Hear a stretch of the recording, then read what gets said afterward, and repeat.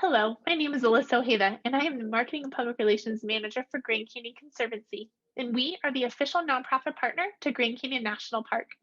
And we work hand in hand with the Park Service to bring you educational programming and digital content to keep you connected to the canyon. And today, I'm excited to share a new interview in our series, History Behind the Arts, an in depth look at the cultural demonstration program at Grand Canyon. With that, I'd love to introduce to you today to Grace Lilly, Cultural Demonstrator Program Coordinator. Hi, thank you for joining us today. We have the pleasure of talking with Ed Honyestiwa, a Hopi Kachina carver who grew up in Moenkopi and is joining us from his home in Second Mesa from the village of Shimopavi in Northeast Arizona. Ed has been carving Kachina dolls since the age of 12, and he is multi-talented and has studied many types of art and is also a painter and a stone carver. Thank you for joining us today, Ed. Hi, hi, good morning. My name is Ed Honyestua. I grew up in Lower Moenkopi, just below Tuba City, little farming community, and I'm Coyote Clan and married here in Sumopovi, where we reside today. We've been here for 15 years plus, maybe, and I've been, like you said, I've been doing my craft for quite a while now. Well, thank you for giving us a little bit of background. Can you tell us a little bit about your growing up and how you found yourself immersed in so many different art types?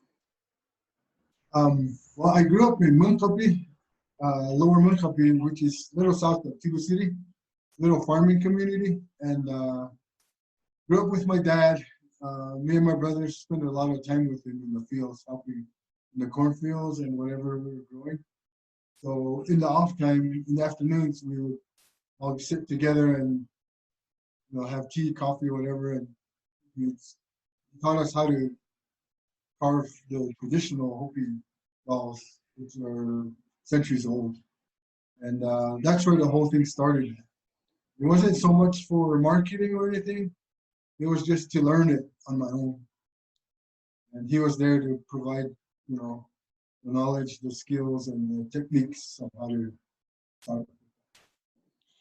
That's great. Well, thank you so much for sharing. And we're going to actually have an opportunity to discuss two forms of your art today, the process of Kachina doll carving as well as your stone carvings.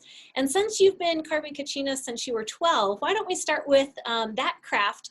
Can you tell us a little bit about the processes that it takes to make a Kachina doll from start to finish, and talk about maybe any special tools or materials that you use? Sure. Well, the first step to that whole process was going out and gathering wood, the roots of a cottonwood tree.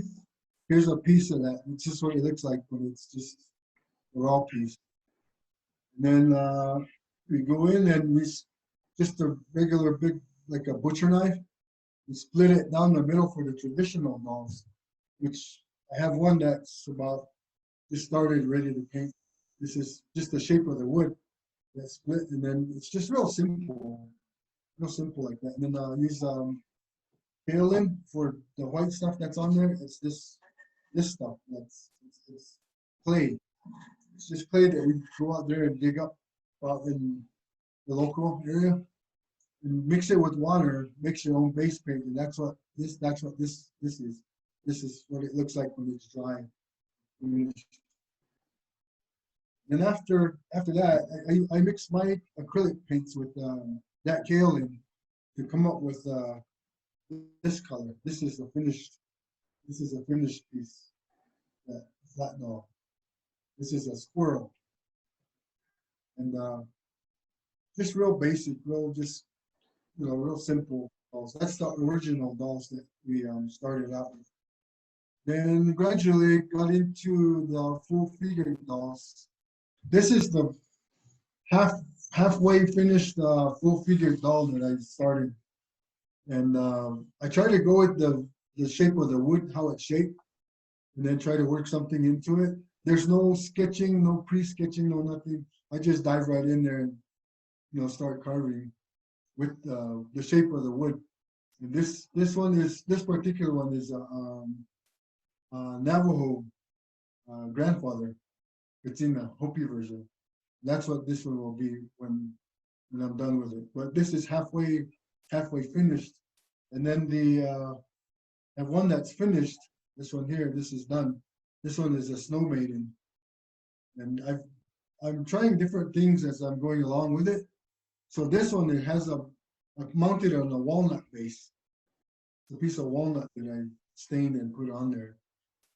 And this is the end product, which all the paints that I've used so far has been the acrylic paints. These little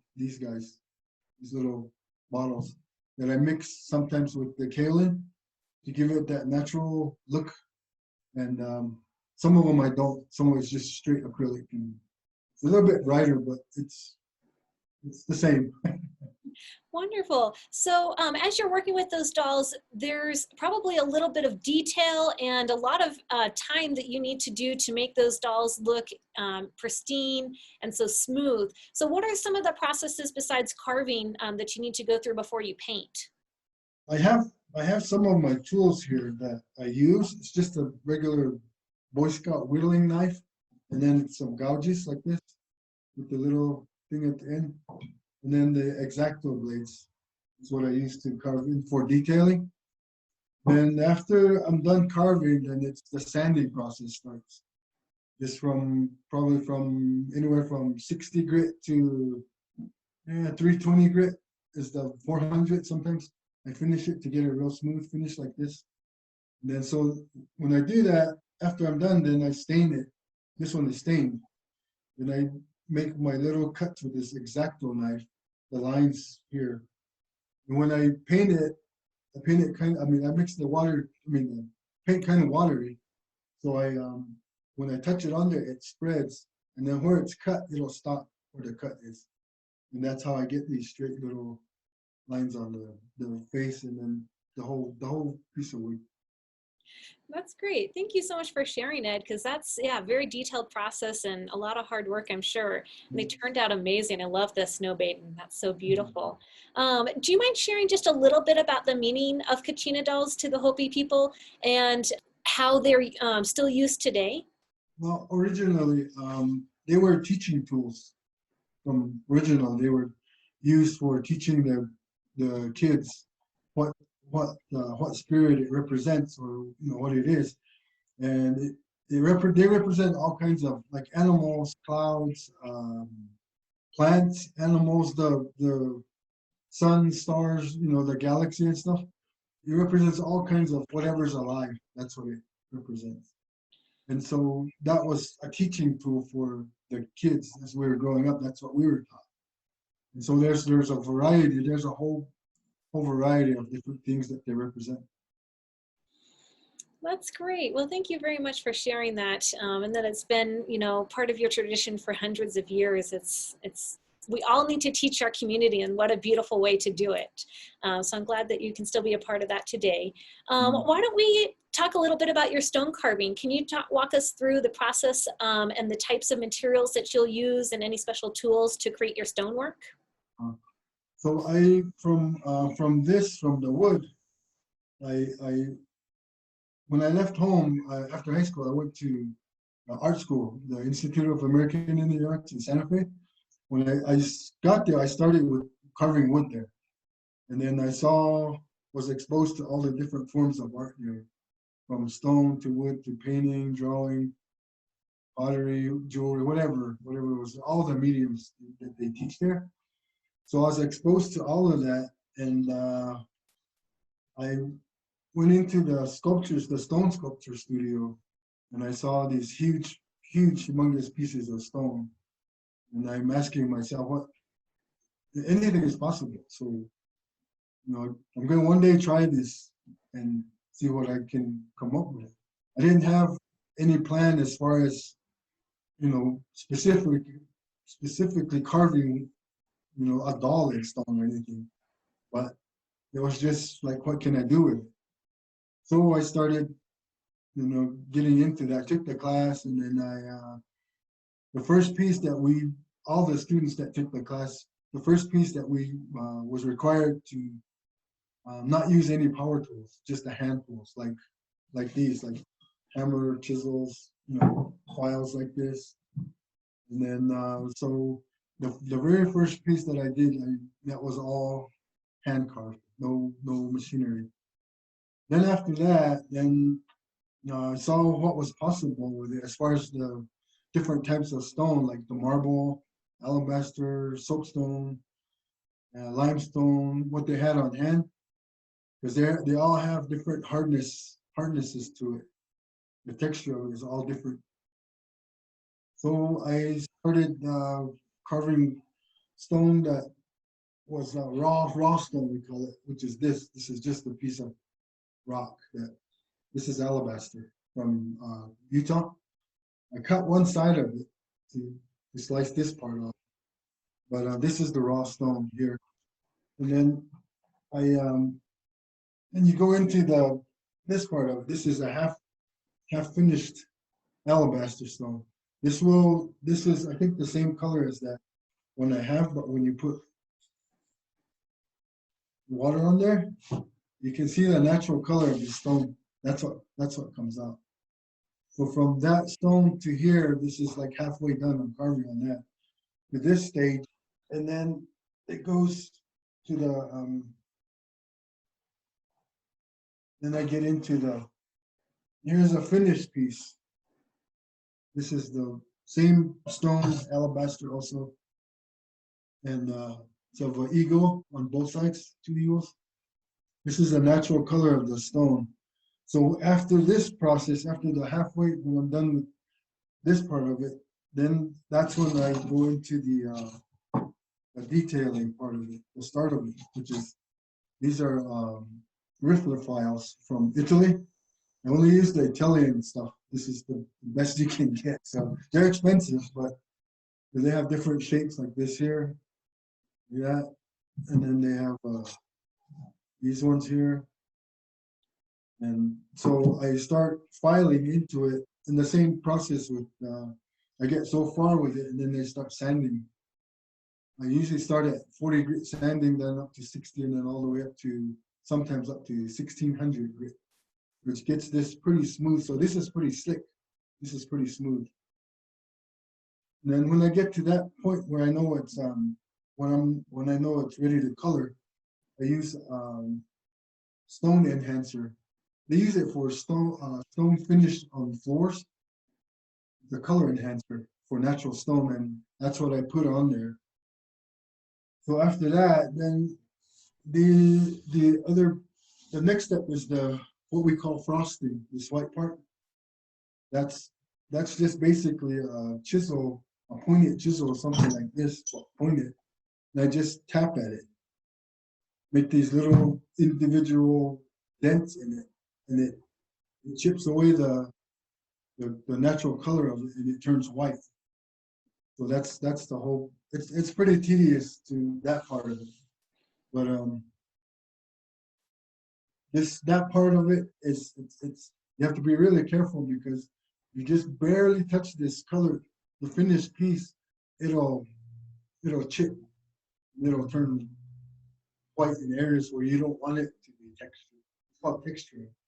This is the finished piece. It's on a walnut base, and now I'm turning more to mounting them on stone pieces like marble, granite, or travertine, the bases that I'm cutting now. And that stuff, marble is harder, so it's not as much cutting as this, but it's just for the bases. That's basically the whole process. That's pretty cool. Can you tell me what is the most challenging type of stone that you work with that can be either more brittle or just so hard it takes weeks to cut through? I think the hardest I've tried to carve was jade. He said it wasn't very big. It was so big, but it was pretty tough. It took about 10 months maybe for a small piece like this. Wow. green jade, dark green jade. That's impressive. Then after the next piece was a piece of turquoise, natural turquoise, about that big. Carving a bear out of it. It wasn't stabilized or anything. It was just really natural, all natural stone. So that was pretty tough. And was trying to cut it with this is a diamond blade that I put on the grinder. And I tried cutting with that, and this it wasn't cutting it very good. It dulled my other regular blades that I use that are for stone, but it just went through it like there was nothing. It just wore it down pretty fast. Does So that mean, did you have to do it by hand? I couldn't because it's so hard. So I bought the bigger diamond bits. I have these little these are carbide bits, little tiny ones. But there's some that have round. They have different shapes on the end of it. They're round. They're coned like a cone, and then some are shaped like a Christmas tree, like this one. But that's what cut it. And I never really finished that piece. And I just, at the time, I was doing jewelry, so I just hear you're probably going to use this, the whole stone. So that's where that went. That was the end of it. That was the end of it. Tried, right? Yeah, yeah. But that's pretty hard. Wow, well, that's cool. Do you mind telling us a little bit about maybe one of your favorite stone carving pieces? My favorite stone carving stone is the alabaster, because the hardness of it is between marble and soapstone. So it's pretty carvable. I mean, you can do whatever. And some pieces, a lot of my pieces, I try to do to get it to translucent to where you can see through it. This particular piece, you can see through this little area right here. You put it against the light, and you can see the veins and the natural form of the stone in that. And that's my favorite stone that I like to carve, because I can do all kinds of stuff with it, different things. And that's one stone that I've really stuck to mainly. That's my main carving stone right now. Yeah, this is the air hammer that I use for the bigger pieces. The more I'm trying to get into, my mission is to get to a big, maybe at least like a 12-footer at least now, and that's what I'm after. I'm chasing that stone that's in New Mexico. I haven't caught up to it yet. Well, I heard that you are a little similar to your wife, trying to combine a little bit of art and seeing what new things you can come up with. And you mentioned that you had made a stone Kachina doll and sculpted that. And do you want to tell us a little bit about that process and what it means to you? Yeah, I have a photo of one piece here. This one here. This is that's a full figure doll out of alabaster. And I got into that as a challenge to myself to see what I could come up with as far as a doll, you know, in stone. The wood, it's a lot easier. I mean, to get it to fine detail and stuff. But this is a challenge. So, and I've made so far maybe, I don't know, maybe about 8 to 10 pieces, the stone pieces and dolls, and they go quick. They don't hang out here too long. There was one case where I was doing a Ushari clown, similar to this one here. That piece that I'm talking about was a soapstone piece, and we were getting ready for a Christmas show here at the shop, and so I started this piece that only had this top portion, the horns, the top of it. That was the only part that was carved out at that point when a person came in, one of our buyers or people that come through came in and bought it just the way it was, just with the 2 pieces on the top. That's it. That was all that was carved out. And so I finished it for him, and he took the piece, and it's gotten attention. It's gotten a lot of attention, because there's hardly anybody does that. I think maybe there's only 2 of us that have Hopi, that carved stone, that have done that. So it's a new thing, and I get a lot of comments from customers at shows and stuff that they're really amazed at it, because they've never seen it. It's new. So that's my the whole point of it was to challenge myself and see what I could do with it. And to this day, I have not created my masterpiece yet. It's good to know you've got something to work towards, right? Yeah.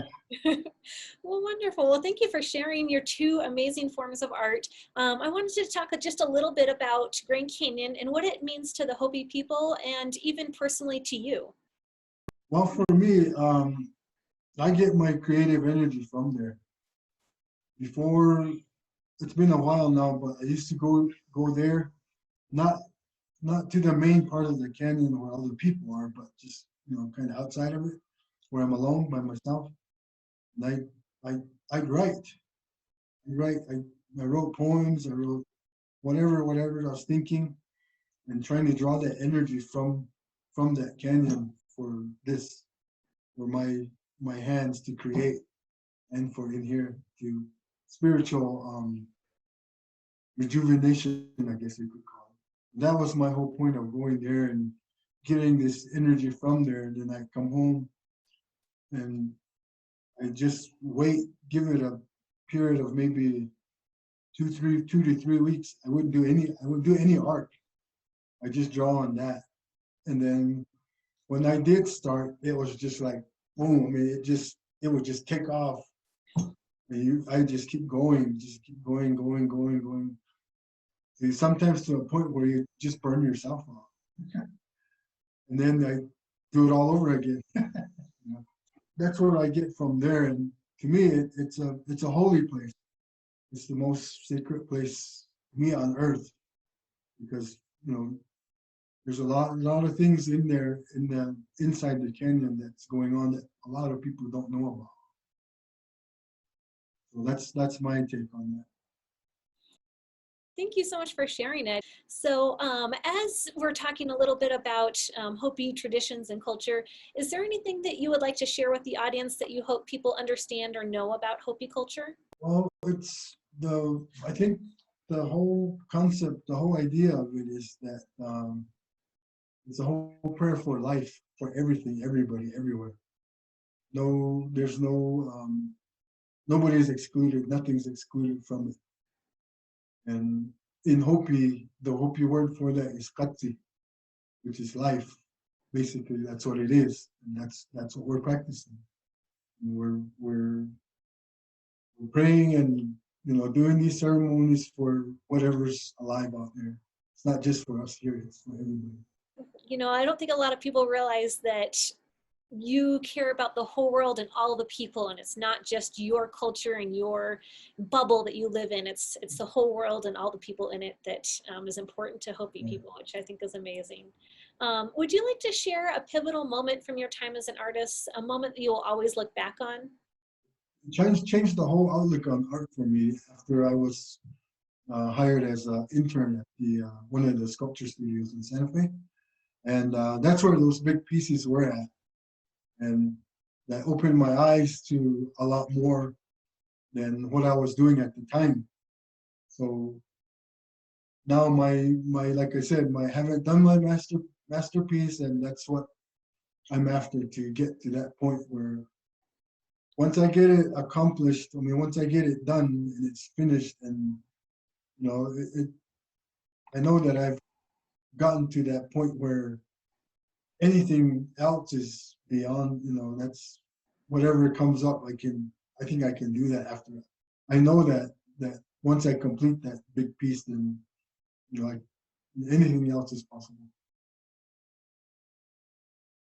And as you've been working with art for so many decades, do you have any words of wisdom that you would like to share with other artists? My biggest thing is to share your art with everybody, whoever is drawn to it, whoever's out there that appreciates art, is to share it. And the way I learned is that I create a piece and I have it out, and people are that are being drawn to it. If they touch it, if they feel it, then, you know, I've accomplished my goal. I've reached my goal. That's what I'm trying to draw people to it, because it's all natural. It's the stone, the wood, all of it is all natural.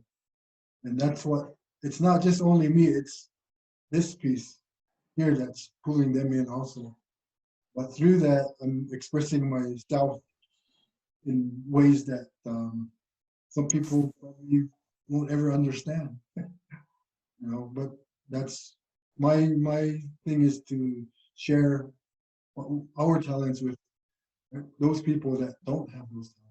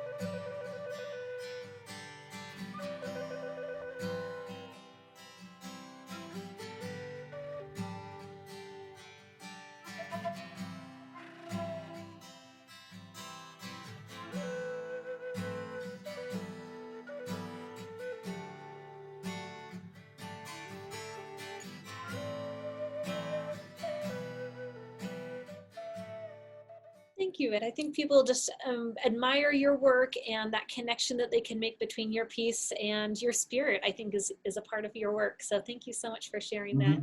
I have one final question, kind of talking about the strange times that we're all dealing with. Generations before us have gone through similar ordeals though. Do you have any advice from your experiences or those who came before you on how to deal with sicknesses like the pandemic that have come into our communities, but also help them get through it? The natural herbs and medicines that are out there, it's really abundant. There's a lot out there, and people don't know that. And so my advice on that is to learn those herbs, learn those medicines, and use it to where it's going to benefit everybody. Because in these times, everything is about money. Everything is about money. And this is available right there in front of you, and it doesn't cost a dime. Learn it and use that to heal yourself and help other people with it along the way as you're doing it for yourself, and help other people who are in the same situation or maybe in worse cases. So that's my word on trying to help everybody out there get well. And prayer is the main thing right now. To go out there, us here in Hopi, we pray to the sun. We don't do church on one day or whatever. We go out there every morning and give our thanks and our prayers for what we have, and to get people well, and for everybody to live a long, prosperous life. Well, thank you for sharing that, Ed. I know that generations of your knowledge and your skills and your belief systems have allowed you guys to persevere through so much. So thank you for sharing that. And Ed, this is a chance for you to be able to share anything that we haven't discussed today. The floor is open to you. Would you like to share anything with the audience that we didn't discuss yet? Well, I first wanted to thank you guys, your staff, and your people that are taking care of the canyon over there, the Grand Canyon. And for people to respect it as it should be, to where, like I said, it is a sacred place, treat it as such. Don't go in and try to tear everything up and leave it a mess, like other places, parks and places that we've seen happen to. Just respect that, respect one another, and you know, have a caring concept for everything that's alive around you. Whatever, don't take things for granted because we don't know what tomorrow is going to be. We have no idea. And so, that's my take on that. Well, thank you so much for sharing that, Ed. That amazing thoughts. And I appreciate you keeping that word out there so that everybody can respect and enjoy Grand Canyon as it has been a sacred place and should treat it as such. So with that, Ed, I want to thank you so much for taking the time to share your knowledge, experiences, and skills with us today. And it's an honor to have you be a part of our cultural demonstration program. And we appreciate your efforts in helping more people feel connected to Grand Canyon, its history, and its spirit. We can't wait to have you back sometime soon. Okay. Ed, thank you so much for sharing your story. It was really neat to learn your techniques as well as how you first learned to carve a Kachina doll. So for those of you that joined us today, if you would like to learn more about the artisans in the cultural demonstration series, visit grandcanyon.org/demonstrators. That's grandcanyon.org/demonstrators. And this program is made possible with grants and support from Grand Canyon Conservancy and Art Place America. Stay tuned. Next week, we'll have a new interview being launched in our History Behind the Arts series on both Grand Canyon National Park and Grand Canyon Conservancy's Facebook pages.